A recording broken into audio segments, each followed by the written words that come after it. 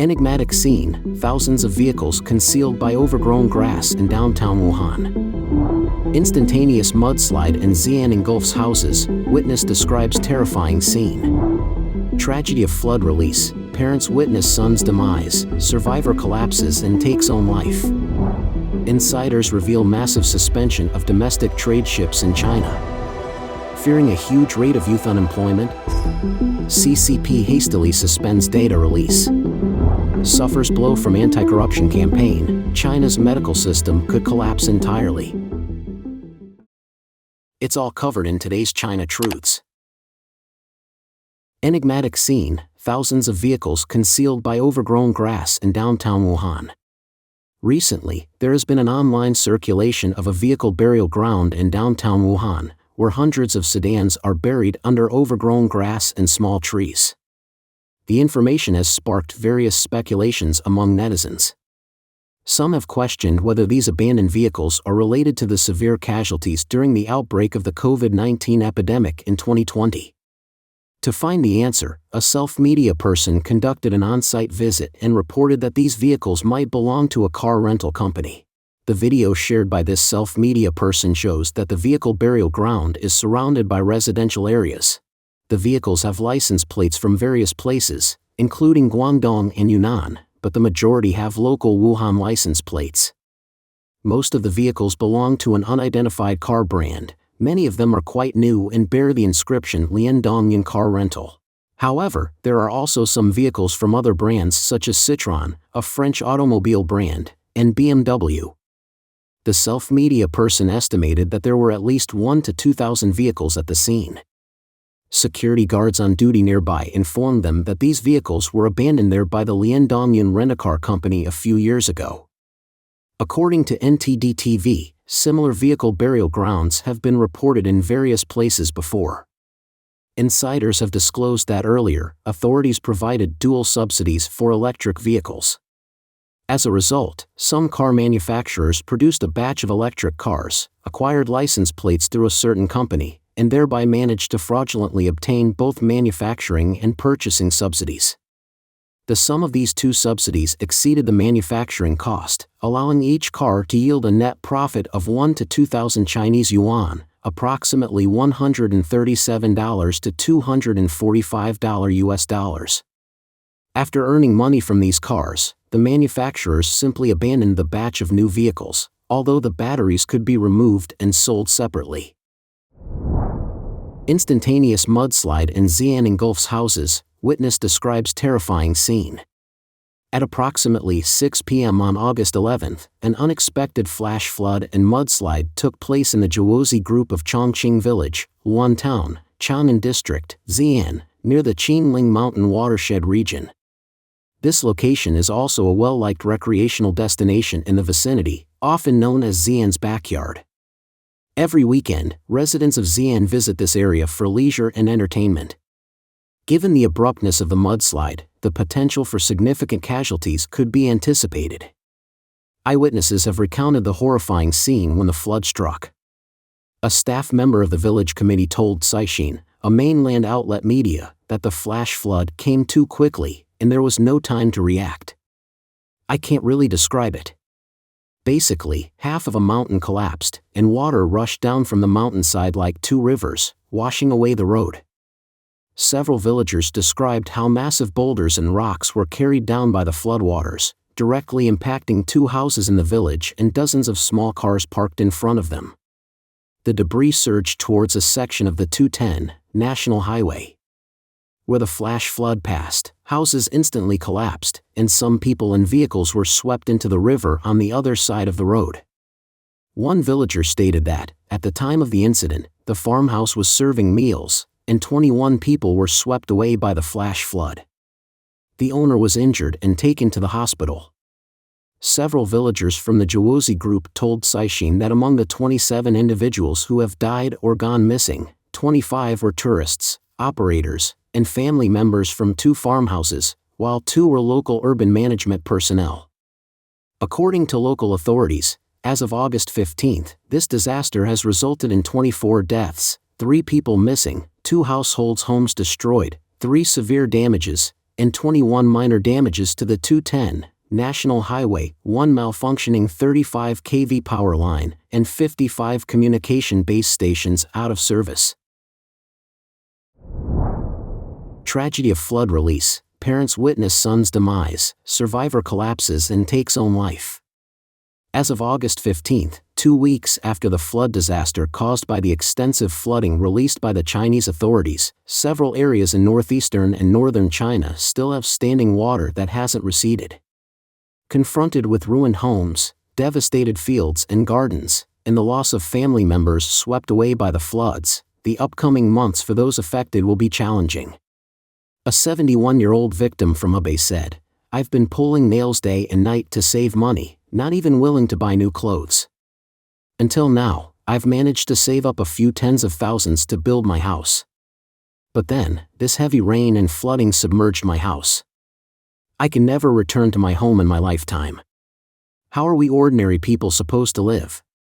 Victim from Wuchang, Heilongjiang, said, "For this area, this flood has been a major disaster. Almost every family has around 10 acres of land, and the harvest has been a complete failure. These houses are about to collapse. Just look." Faced with the ancestral homes of their predecessors buried under foul-smelling mud and ruins, young people can choose to give up everything and seek their livelihoods elsewhere. However, the elderly, who are more vulnerable, can only anxiously await the post-disaster reconstruction promised by the authorities within their devastated homes. But for those disaster-affected people who must rely on themselves even for flood control and protecting the river embankments, this wait might never actually materialize. Jilin Shulan victim said, "This is the true state of Chinese society. Don't tell me to accept it. Unless you've had enough of life, my friend. Where's the dignity in that? The people have never been respected, so how can there be dignity? We are a vulnerable group." The mother of the victim, named Zhang Jun from Zhuozhou, Hebei, said, "The floodwaters had reached this place. He, Zhang Jun, was lying in bed, and was swept away and drowned." Another victim from Hebei stated, "In our village, 2 elderly people were initially rescued, because their homes were gone, and they collapsed. After being rescued, both of them jumped down from this well. They jumped down, and both of them passed away." To this day, the CCP still tightly controls information. Some residents of Zhuozhou have relayed to NTD-TV that there are police cars at every intersection in the area, blocking disaster victims and not allowing them to petition. According to unofficial estimates, this flood, caused by the discharge in Hebei alone, resulted in over 100,000 deaths. The situation in Heilongjiang and Jilin is also bleak. Insiders reveal massive suspension of domestic trade ships in China. Continuing with news related to China's economic situation, the Chinese economy is plummeting without breaks, and one of the sectors affected is the domestic maritime transportation industry. This industry serves as a crucial indicator reflecting industrial production and economic conditions. A recent Weibo article highlighted that in the Pearl River Delta, at least half of the inland vessels have halted their cargo transportation due to a lack of business. Multiple ships are now clustered together, each watched over by just one individual, who receives a monthly compensation of around 2,000 yuan, approximately $275. With an excess of crew members, wages have been slashed by a third to half. Even for ships carrying goods, reduced freight volumes and decreased ship rental rates compel ship owners to offset losses by reducing crew members' salaries. The article laments that despite the widespread repercussions, akin to a whale's death causing suffering to all living creatures, the government persistently asserts stable economic growth, seemingly devoid of empathy or conscience. On August 14, Radio Free Asia reported that a shipowner in Zhejiang recently released maritime charts showing that various ports across China, including Zhejiang, Fujian, and Shanghai, are experiencing a continuous slump in domestic cargo transport, resulting in numerous cargo ships being forced to cease operations. An experienced shipowner, speaking anonymously in an interview with Radio Free Asia, disclosed that over the past 3 years, Due to a sluggish domestic market, approximately 30% of domestic cargo ships have invested heavily in upgrading to become international vessels for global shipping. Many domestic cargo ships have been bought by Indonesians. Despite these changes, the remaining domestic cargo ships currently have no goods to transport and are simply idling. They're parked everywhere, including in the rivers. Coastal areas are mainly used for shelter, so they're present there as well. The shipowner also mentioned that the reality is far more severe than the official data, and the authorities are incapable of reversing the decline. Instead, they are intensifying efforts to establish Chinese Communist Party, CCP, branches within private enterprises. They are even demanding that CCP branches extend their reach to cover all foreign companies. Public sentiment strongly opposes this approach, but no one dares openly voice their dissent.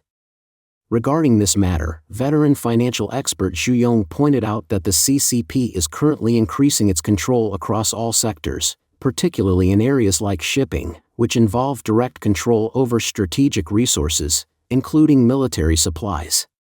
Hence, the requirement to establish party organizations is not a favorable development. Fearing a huge rate of youth unemployment? CCP hastily suspends data release. On August 15, the Chinese National Bureau of Statistics made a significant move by announcing the suspension of nationwide urban youth unemployment rate reporting. The information was announced by Fu Linghui, the spokesperson of the National Bureau of Statistics. Fu gave the reason that the economy and society are constantly developing and changing, and statistical work needs continuous improvement, as well as the need to further enhance and optimize labor force survey statistics. He also mentioned that the number of students in China's urban youth population continues to expand. In 2022, there were over 96 million youths aged 16 to 24 in urban areas, with more than 65 million of them being students. The primary task of students is to study, and whether students seeking jobs before graduation should be included in labor force survey statistics is a matter with differing opinions from various sectors of society, requiring further research. He pointed out that the definition of the age range of young people in labor force survey statistics also needs further study. Qin Peng, a commentator in the Qin Peng Observation column, mentioned that this explanation gives rise to two impressions. Firstly, China's published youth unemployment rate is related to students, and secondly, the authorities aim to provide a more scientifically defined and statistically surveyed approach. However, this explanation has been met with widespread mockery online. Comments such as, "To put it plainly, the current data looks terrible, so let's not look at it for now, they just can't come up with any more excuses, and if you close your eyes, it doesn't exist," can be seen.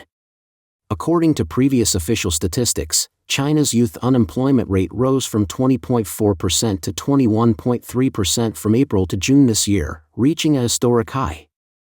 However, Zhang Dandan, an associate professor at Peking University, pointed out that if around 16 million individuals who are not actively working, such as those embracing lying flat or relying on their parents, are considered unemployed, the actual youth unemployment rate in China in March could be as high as 46.5%. Moreover, the authorities have relaxed the standards for employment statistics to a surprising extent. Working just 1 hour a week counts as employment, and registering an account on a website for second-hand goods trading is considered college students engaging in independent entrepreneurship, all adding to the employment figures. However, according to Mr. Qin, even with these measures, the authorities are now pretending to be ostriches, burying their heads in the sand and showing no intention of disclosing relevant data. One can easily imagine just how alarming the real unemployment rate in China must be. As previously reported, Hong Kong businessman Elmer Yuan, who is currently residing in the United States and is currently being wanted by the CCP with a bounty of up to 1 million Hong Kong dollars, approximately $128,000, revealed a shocking statistic about the current unemployment situation in China: 500 million people, including 300 million in rural areas and 200 million in urban areas. If this is true, then nearly half of China's population are unemployed, which could potentially lead to social unrest that Beijing's leaders are extremely concerned about, or even fearful of. Commentator Wang Yi stated on August 15 that this investigation deviates significantly from international norms, casting doubt on the authenticity and accuracy of the data. The suspension of publication by the CCP reveals that the issue of youth unemployment in China is quite prominent. Young people in China are known for their active thinking, strong initiative, strong online interaction, and high sensitivity to social matters. The CCP is greatly fearful of young people taking the path of resistance, as this would potentially lead to the collapse of their so-called stability maintenance. He mentioned that in any country, if the youth unemployment rate surpasses 20%, it becomes a significant social and political issue. The CCP originated from mass and youth movements, hence they are cautious regarding youth-related issues. Their fear is pronounced, and they will not hesitate to employ any means to control and suppress this problem. Wang Yi believes that the CCP's cancellation of data publication is just one step, and there will be some follow-up measures for youth unemployment. Suffers blow from anti-corruption campaign, China's medical system could collapse entirely. As previously reported, the CCP has recently launched an anti-corruption campaign in the pharmaceutical field, with at least 177 individuals being investigated. With this campaign being intensively promoted, a report from August 2013 in the Securities Times has once again become a focus. The report revealed that in 2006, Yin Dakue, the former Deputy Minister of Health, disclosed the results of an investigation by the Chinese Academy of Sciences, stating that 80% of the government's healthcare funding served a group mainly comprised of 8.5 million party and government officials. This news immediately caused a sensation in society. Additionally, according to disclosures from the CCP's supervisory and personnel departments, around 2 million cadres at various levels in party and government departments across the country have taken long-term sick leave. Among them, 400,000 cadres have occupied cadre sick rooms, cadre ghost houses, and resorts for an extended period, resulting in an annual cost of about 50 billion yuan. Kai Xia, who previously worked at the Military Medical University, wrote, "The CCP allocates a pitifully small amount of funding to national healthcare services, and 80% of medical resources, including the best medical experts, are occupied by senior CCP officials and old revolutionaries. The remaining 20% of medical resources are used for over 95% of the population." On the 10th, Xinhua news agency published an article stating that high-ranking officials' exclusive hospital rooms cannot be cancelled and should provide appropriate treatment for the hard-working and accomplished individuals. However, the article was deleted shortly after being published and was subsequently removed from other websites where it had been reposted. On August 11, Zhao Lizhong, the deputy chief physician of the emergency department at the Beijing Aerospace General Hospital, posted on Weibo, "Beijing is about to face a tsunami, let's wait and see." In response, netizens commented, "The corruption seeds sown during the times of Deng, Jiang, and Hu are about to explode." Following this, on August 13, there was a huge crowd of people obtaining discharge procedures at a hospital in Sichuan. Some people joked, even the patients want to go home to avoid the storm. The high-ranking official hospital rooms that have been occupied for 4 years are now empty. In addition, at the end of July, the Shanghai Stock Exchange issued a document requiring investment banks and lawyers to closely monitor the initial public offerings, IPOs, of Chinese pharmaceutical companies to ensure their legality and compliance. Financial media reports have indicated that the chairpersons of 2 Chinese-listed pharmaceutical companies have been placed under investigation for corruption and other criminal activities. Currently, around 50 listed pharmaceutical companies have proclaimed their innocence in various ways. Some internet users have commented that the latest situation is that major hospitals are avoiding surgeries as much as possible, and lead surgeons have been taken away for investigation. Li, the president of a tertiary hospital, said, "If this medical anti-corruption effort is not handled well, it could lead to the complete collapse of our national healthcare system." Those being targeted for investigation are experts and scholars in the medical field. It's important to know that an expert requires at least 30 years of national training. If you apprehend all the skilled doctors, department heads, and hospital presidents, who will provide medical care for the general public? Will it be those masters and doctoral students who have just entered the hospital, or the young doctors who are merely present at the hospital? It's essential to address these issues at their root. Don't forget to comment in the section below to share your opinions on today's topic with us. Make sure to like and subscribe to see more interesting topics from China Truths.